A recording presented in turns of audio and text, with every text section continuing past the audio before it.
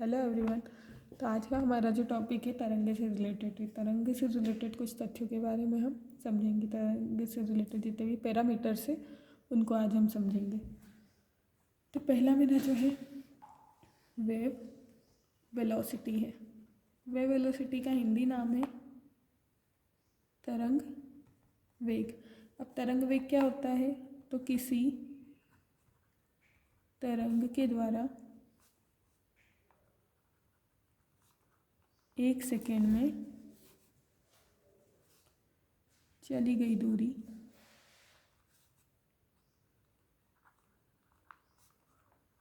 दूरी को उस तरंग का क्या कहेंगे? हम उस तरंग का कहेंगे वेग।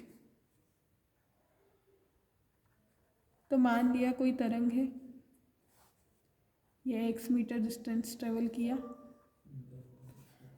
तो कितने टाइम में किया इसने? t सेकेंड में तय किया। तो v इसका जो वेग होगा, तरंग का वेग v बराबर हो जाएगा x/t, तो मीटर बाय सेकेंड। इस टाइप से हो जाएगा इसका तरंग का वेग। अब नेक्स्ट टॉपिक है हमारा फ्रीक्वेंसी।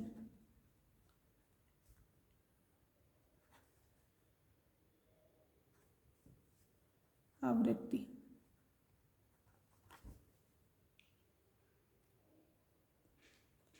तो फ्रीक्वेंसी किसे कहेंगे हम? तो किसी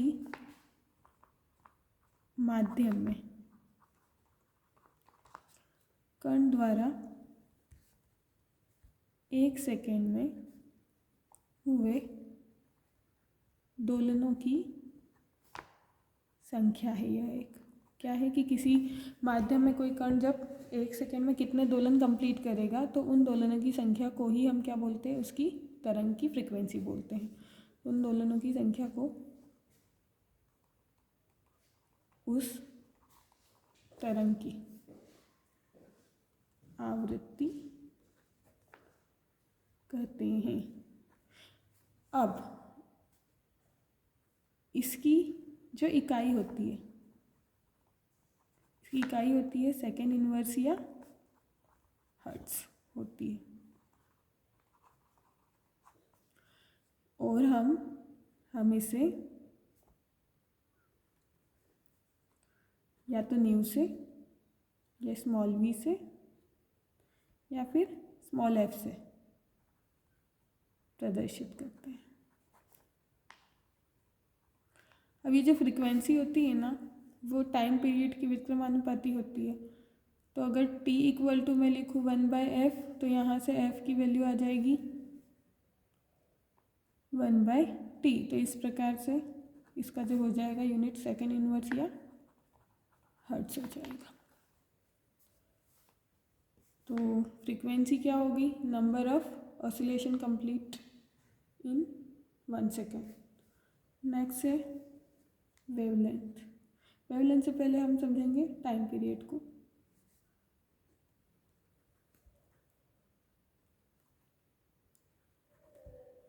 आवर्तकाल।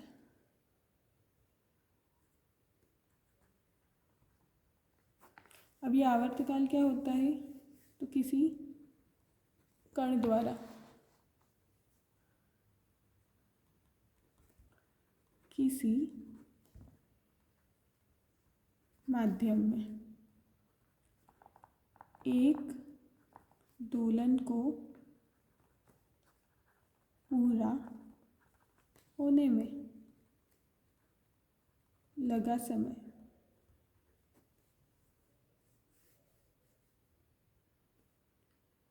उस तरंग का आवर्त काल कहलाता है। मतलब एक तरंग है, वो तरंग कितने दोलन 1 सेकेंड में कंप्लीट कर सकती है, वो उसका आवर्तकाल हो जाएगा। मान लिया किसी तरंग ने 1 सेकेंड में आधा ही दोलन कंप्लीट किया, तो उसकी फ्रीक्वेंसी 0.5 के समथिंग हो जाएगी, 0.5 हर्ट्ज। तो पर्टिकुलर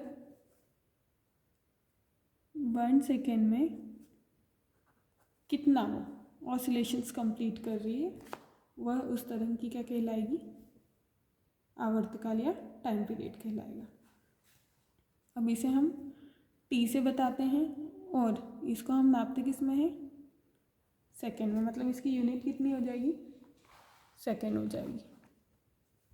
ये इसका डायग्राम हो गया, ये इसकी यूनिट हो गई।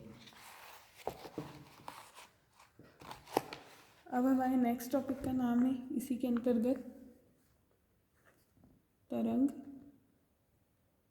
दैर्घ्य या वेव लेंथ। अब वेव लेंथ मतलब किसी वेव की लंबाई। तो वेव लेंथ क्या होती है, किसी कण द्वारा माध्यम में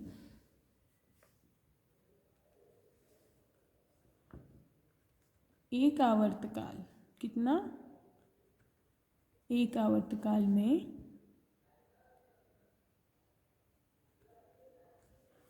संपूर्ण तरंग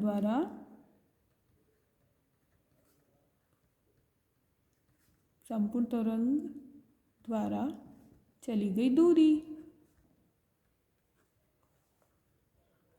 उस तरंग की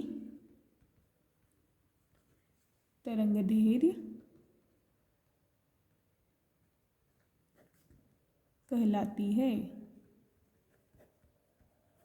अब इसे हम लैम्ब्डा से प्रदर्शित करते हैं।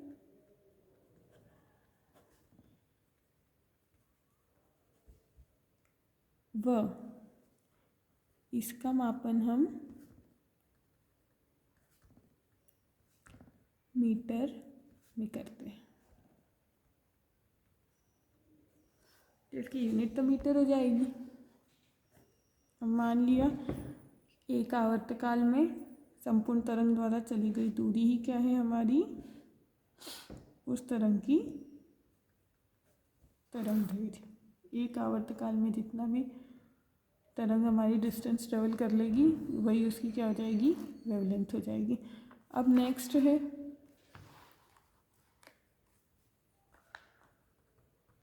तरंगदैर्घ्य व आवृत्ति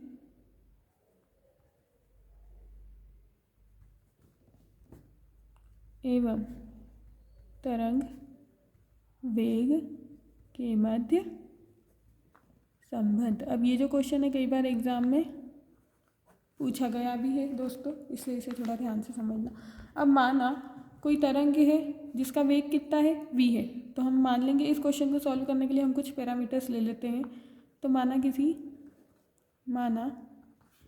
तरंग का वेग कितना हो गया, v हो गया, ये हो जाएगा मीटर बाय सेकेंड में। अब उस तरंग का आवर्तकाल कितना हो जाएगा, जो तरंग ट्रेवल कर रही है किसी मीडियम के अंदर, उस तरंग का आवर्तकाल हो जाएगा हमारे पास t। अब t को तो हम सेकेंड में नापते हैं, तो हो जाएगा सेकेंड। उस तरंग की आवृत्ति कितनी हो जाएगी, तो आवृत्ति हो जाएगी f। इसको भी हम किस में मापते हैं, सेकेंड इनवर्स में। अब नेक्स्ट क्या है, उस तरंग की तरंग दैर्घ्य को अभी मैंने बताया लैम्ब्डा में करेंगे मेजरमेंट, और इसकी यूनिट हो जाएगी मीटर। अब तरंग दैर्घ्य की परिभाषा से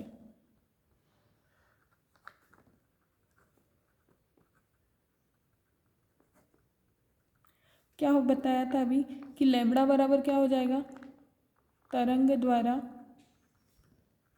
एक आवर्तकाल में चली गई दूरी। तो इसके अकॉर्डिंग लैम्ब्डा इक्वल टू क्या हो जाएगा, v इंटू टी। और हम जानते हैं t इक्वल टू क्या होता है, t आवर्तकाल होता है, तो t इक्वल टू हो जाता है 1/f। अब लैम्ब्डा इक्वल टू क्या हो जाएगा, v, t की जगह पे 1/f। इस f का मैं जब तिर्यक गुणा करूँगी लैम्ब्डा में, तो लैम्ब्डा गुणित f इक्वल टू v। तो यहाँ से मुझे एक संबंध प्राप्त हो गया, v इक्वल टू लैम्ब्डा गुणित f। अब v क्या बताया था, तरंग का वेग, v बताया था मैंने आपको तरंग का वेग, ठीक है। लैम्ब्डा क्या बताया था, तरंग दैर्घ्य, और f क्या है हमारी आवृत्ति।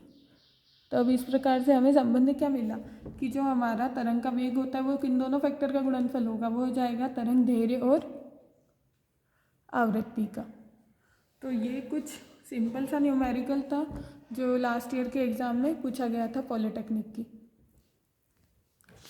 अब नेक्स्ट इसमें और ऐड करते हैं। आप लोगों ने ओमेगा के बारे में समझा होगा पहले।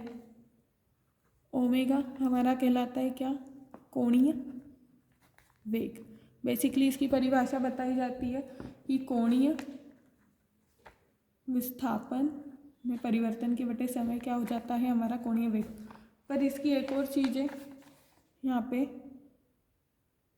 ओमेगा इक्वल टू होता है 2π/t, कि एक आवर्तकाल में जो हमारा एक कण है वो कितना चक्कर कंप्लीट कर लेता है, तो 2π चक्कर कंप्लीट कर लेता है। तो ओमेगा बराबर 2π/t भी होता है। तो एक रिलेशन ये आप याद रखना, ओमेगा इक्वल टू 2π/t।